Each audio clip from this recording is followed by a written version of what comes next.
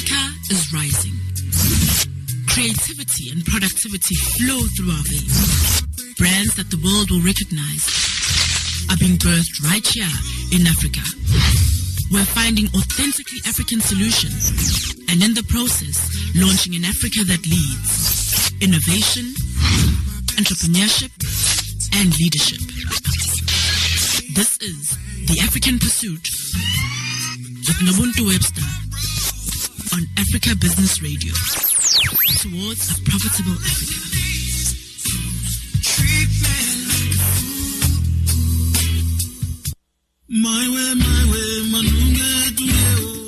Unique insight into doing business in Africa.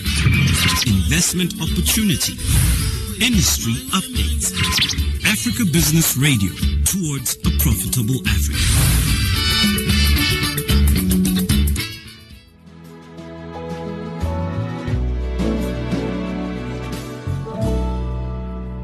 I wake up, I see you as you leave. I feel it, I see it as you leave. When we kiss, I went deep, but you're far away.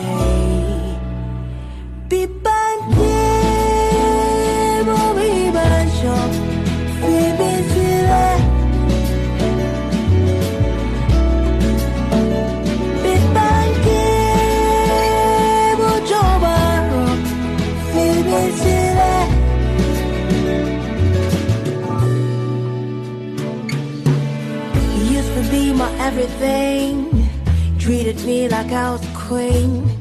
What spell did it cast on me? Or was it a make-believe? You say, girl, never be afraid of ever, ever loving me. Those words I hung on to. Oh God, I was a fool. You became my bad habits, keeping up appearances so you could notice.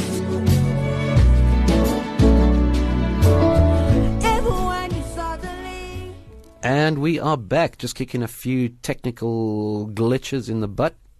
How's it going? We're doing good. And guess who? The brain box is in for 5 minutes. Soji, how are you, my man? We missed you this morning. I'm good. How are you? I am one Benylin away from a coma, which is pretty awesome. Did you miss me? Actually, I missed you last week. Is it? Yeah. I missed me as well. I was so broken from the cold and flu medication. It was fantastic. Glad you're better now. No, I'm not. I'm just, I've taken so much cold and flu medication that I am, you look like a big purple dinosaur. I'm going to call you guys, both of you, Barney from now on. All right, so follow us on Twitter at Africa Business Radio, Facebook Africa Business Radio, hashtag HRWired. Drop us an email, info at Africa Business Radio, or check out the Play Store or the iStore or, as I said, the Pep Stores. I don't know. Download our app. You can interact with us, send us messages, and take the show wherever you are. So our next guest is Quentyn Taylor from Canon, and we're going to be chatting about plugging the gap, how business can resolve the digital skills shortage. And this is specifically from Europe. Quentyn, are you on the line with us? I believe I am, yes. Can you hear me? Fantastic, loud and clear. It's a better line than the guy that we had from about 10 k's down the road. Quentyn, whereabouts are you? I'm sitting in West London at the moment. West London. In sunny West London. Sunny West London. And it's 30, it was 32 degrees yesterday, 33 degrees, so it's hot here. Well, not compared to your standard, but it's hot here. This is unusual for summer. Well, we haven't had a temperature over about 18 degrees in the last month. And I don't know if you know, South Africans, when it gets to about 25, we start sticking jerseys on.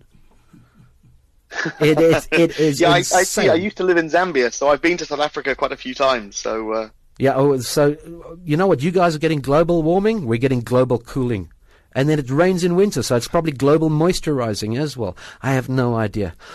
All right. So how can business resolve Europe's digital skills shortage? You know, we are experiencing this as well.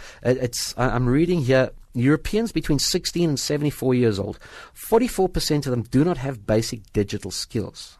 And we always look at Europe as this the pantheon of tech and where all great tech comes from, and everybody is so learned. These statistics seem to gainsay that. Before we get going, Quentyn, tell us about Canon, what you guys do, what areas you work in yourself, your reason for existence, what you guys do. Give us a quick company blurb. Yeah, so I'm the head of security for Canon Europe, and that's Canon Europe, Middle East, and Africa. And Canon obviously doesn't just make the cameras; they also do the printers. They do CCTV systems. Canon owns Axis, the provider of the world's largest CCTV manufacturing company. Yep. And we've got a huge investment in medical systems and industrial printing and in chip manufacturing as well. So really, Canon's got almost got interest in huge amounts of technology and products, both things that you'll see directly, that you may even own and use yourselves, and right along to the things that maybe you don't see at all, but they help you actually achieve and actually help you live your lives. Absolutely. So now, the very backbone of your company depends on digital expertise, digital excellence, etc., etc. Is there, in fact, a digital skills shortage, not only in Europe but globally? I would say yes. I'd say that there is the perception that there is a digital skills gap, especially in the security area. There's a lot of people thinking that that the skilled candidates are just not there.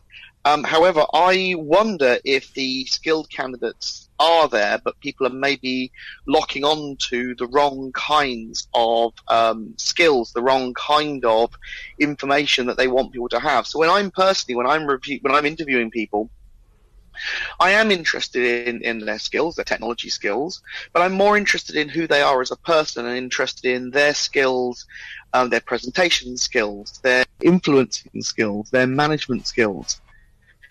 Because technical skills can be taught, but some of the sort of the competencies, the base competencies that I think that you have to be able to exist in today's modern environment, it's very, very much harder to teach those skills. So I'm kind of a lot more relaxed on the technical skills, although I do expect some level of technical skills. I mean, obviously, you can't take green people off the street and put them into relatively high level positions. But really, what I'm really very interested in is how can you actually influence people, and how can you self-manage? How can you learn that? When, for example, to give you a great example of one of my staff members said something to me a long, long time ago, where I asked him to look into something which was quite a complex technical thing, and he said, I don't have any experience in this area, he said, but give me half an hour and I'll find something out. And that, for me, was a perfect example of the kind of skill set, the kind of mindset that I'm actually looking for, is someone who will go away and will self-learn and will say, look, I'm not going to sit here saying, no, I haven't been taught on that, I can't do it. Say, actually, I'm going to go and hunt down something, and I'm going to try and hunt down the information that I need to be able to achieve that task. That employee is gold, quite honestly. That is fantastic.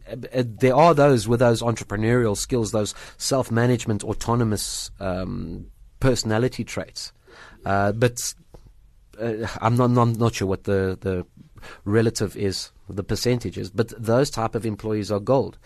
That said, there are, and I bring this up constantly, is that especially within South Africa there is a leaning to autocratic, rule with an iron fist type of management structures that then possibly miss these kind of self-starters, these self-managers, these autonomous workers that will make your company better. They offer more than they are supposed to, in other words.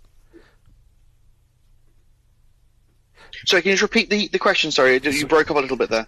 The management styles in South Africa, and I'm not sure if this extends to the European, to global, is very autocratic, very rule with an iron fist, and they don't like initiative, let's say. You are there for one purpose and a specific job, and you are hired to do it, and if we can't see you, you're not doing your job, And what you're talking is a completely different mindset, allowing people to experience and to grow and to use their initiative. Is this more common in Europe? Are there autocratic management companies, or are people going the way of letting their employees use more initiative, use the whole person, as it were? Well, I mean, I think the only way to really manage is actually to have you employ people. You don't employ machines. Yes, you can use AI and you can use automatons to sort of automate sort of various processes, but at the end of the day, I'm hiring people, and I want people, and I'm hiring people for their skills as being people. And so I don't subscribe, I'm afraid, to the very autocratic management. As far as I'm concerned, I will set a task, and I will ask someone to achieve that task in whichever way within certain parameters they see fit. Because I'm trying to get someone who can actually run a part of the business, can run a part of the information security team, rather than someone who just sits there and when something appears in box A, put it in box B. Yeah. But you know what? That is forward thinking. You guys are forward thinking. Unfortunately, it doesn't work that way in many companies in South Africa. It's been done this way for 50 years, and we will continue to do it. And I'm of the opinion also the end justifies the means. Whichever way you do it, I have no interest in your methodology, unless you need to just get to the right result. You can do it in your pajamas, hanging from a chandelier. I would caution slightly on that, because if it's always been done that way for the last 50 years, surely somebody else bringing a fresh set of eyes to it might bring a much more effective and a much more efficient way of doing whatever task it is that you happen to be doing. And so if you do it always the same way you've always done it for 50 years, then you'll always get the same result because you always do it in the same way. If you do it in slightly different ways, then maybe you'll get a much more effective, much more efficient result. I mean, to give you a great example of something that we did internally. Oh, got someone joining? Sorry. Yeah. We actually had things like audit reports. We used to generate these really, really long audit reports. And one of the people working with me said, well, look, Quentyn, look, no one's really reading these. People are only reading the exec summary, and they're only reading the what do I need to do. So we just trimmed it down to that. And so now suddenly that's how we produce audit reports. And our customers much prefer those kind of audit reports. Absolutely. Who's got the time to go schlep through 500 pages of documentation? Exactly. You want to just produce people. This is the nub of what you need to be able to read. And that was all just an employee who was bored creating. I want to create shorter ones because I think that's what my customers want. Yeah, absolutely. And we were chatting earlier about the turning information into usable data. Those reams and reams of paper were always put in a box in the storeroom somewhere, and no real information, no real data, no real knowledge was gained from it.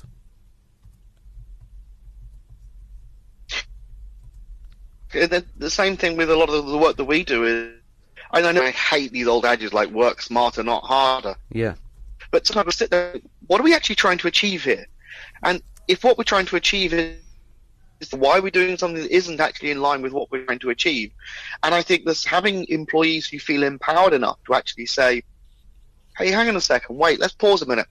I'm not sure what we're doing today is actually contributing to actually making money for the company or saving money for the company. So at the end of the day, a supporting function such as security, you're there to either make money for the company or save money for the company. I mean, there's only those two areas that you can actually be doing. Yeah. And every time when you're not doing something that's meeting one of those two goals, you need to consider, what am I actually doing here? Should I be doing it? Wow. So are we training our children? Are our children doing the right things to be pertinent in the workplace of the future? Are they going to be the workforce of tomorrow? Or do we need to change the way we teach? That's the way we prepare our children and our university students, etc. You need to make sure that people have got an inquiring mind. So people ask the question, why? Why are we doing this? And people are willing to challenge the status quo. And what I look for in employees is somebody who is able to challenge me. I want people to be able to say, Quentyn, are you sure we're doing the right thing here? That doesn't mean to say you have to challenge every single little tiny decision, but to stand up and say, I think we might be doing the wrong thing here. Because only as a team, only as coming together as a team, are we going to move forward at the most efficient pace. I don't know the answer to every single question. Yeah. But you know what? Somewhere in my team, the answer to every single question, the answer is somewhere in one of those people who are in the team. Absolutely. And I want people to be able to say, actually, are you sure we're doing the right thing here? Because that's the best thing, is when someone turns around and has a totally fresh set of eyes and says, I'm not entirely sure if we're going down the right path here. And you change. And then it's amazing to reward that person and say, you know what? We changed the way we were doing these things. You stood up and said, I think we need to make a change here. Fantastic. And the problem therein lies in our school curriculum, specifically in South Africa. It is not a questioning environment. It is an environment where you are told certain facts and you accept them as fact. And challenging means that they stick you on Ritalin because you have become a problem child. So I think there needs to be a fundamental way, a change in how we actually structure the child's development and imprint on them the need to question and the need to go out there and create new solutions. So you just broke up just at the last there. Sorry, I missed the after create. We need to create systems that allow our children to question, to be creative, in other words, as opposed to this very stoic 4 terms of school, exams, etc., etc. And you will only get the right answer if you can parrot fashion it. What's been taught for the past 5,000 years, whatever the case may be. Yeah, but I'm also a great believer that with these long journeys, they all start with an initial first step. And so if we can all go back to our businesses today and start saying that first step will start with me, I will make that first step, then then suddenly that process can start to occur. And I'm a great believer in challenging the status quo. When someone says that's the way we've always done things, well, it probably was good enough for then, but might not be good enough for now. It might need to change now. Absolutely. And only by turning around and saying, so fine, let's think about changing it right now. How will we change that thing that will actually that change start to occur? I absolutely love that phrase. That's how we've always done things. It's like a red flag to a bull for me. It's because it cannot be right. Final question from my side. The European context, you're taking care of the EMEA region, that's Middle East Africa. Do you find specific challenges to specific regions, or is this a global challenge, everybody facing the same challenges? In terms of recruitment, I think it's very, very, very similar the world over. I think that you've got to... So when we do a lot of the recruitment, I don't like to focus in on things like certifications, because certifications really are very prevalent in some areas and very not prevalent in other areas. And that can actually go with inside Europe as well. So, for example, in the UK, a lot of people have a degree because it's a very, very standardized thing that you go from school, you then go to university. What you're going to do for 4 years, you know what, go to university. Yeah. That's kind of why, that's why I went to, that's why everyone seems to go to university here.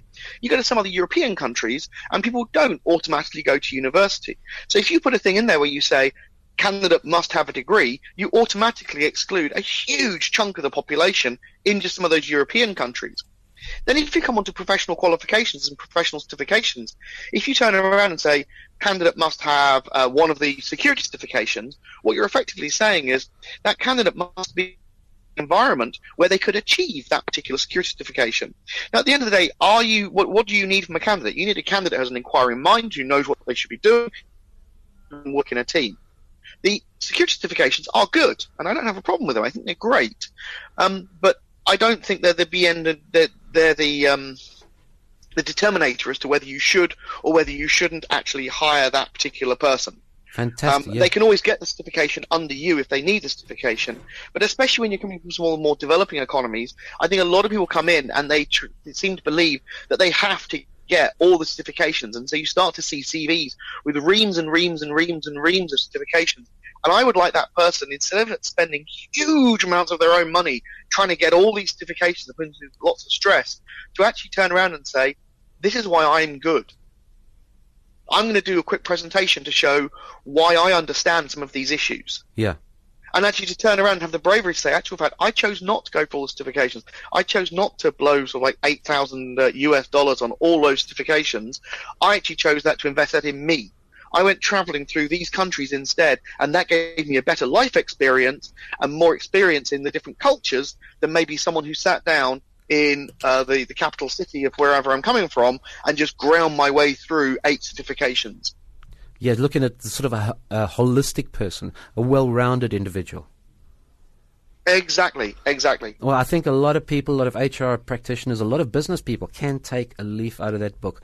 I agree. Some of the most intelligent and creative people I've worked with in the industry over the years have not been those who have their masters in whatever the case may be, or their PhD. It's those who have experienced, who are the challengers, who are those who push the boundaries. Exactly. I mean, I remember in one of the .coms I worked for, there was a guy, everyone had a degree at this .com because that's just kind of how it was, and it was a London-based .com, and the one guy didn't, and he goes, well, actually, I left school when I was 13. He goes, I've been running a business since then.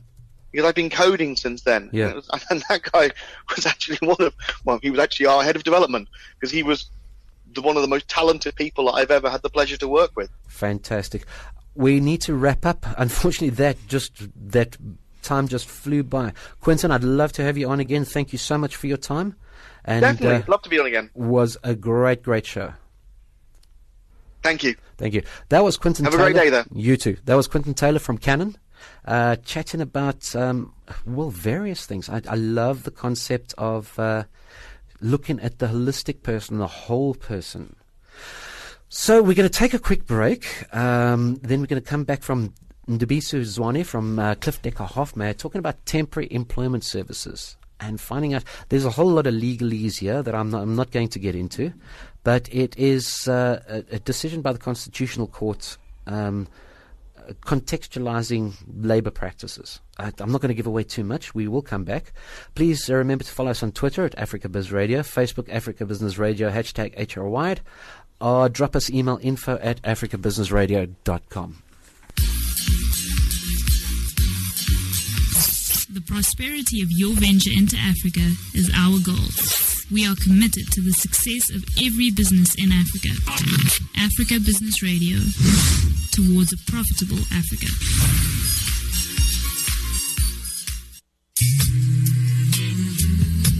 Africa is rising. Creativity and productivity flow through our veins. Brands that the world will recognize are being birthed right here in Africa. We're finding authentically African solutions, and in the process, launching an Africa that leads. Innovation, entrepreneurship, and leadership. This is The African Pursuit with Nobuntu Webster on Africa Business Radio. Towards a profitable Africa.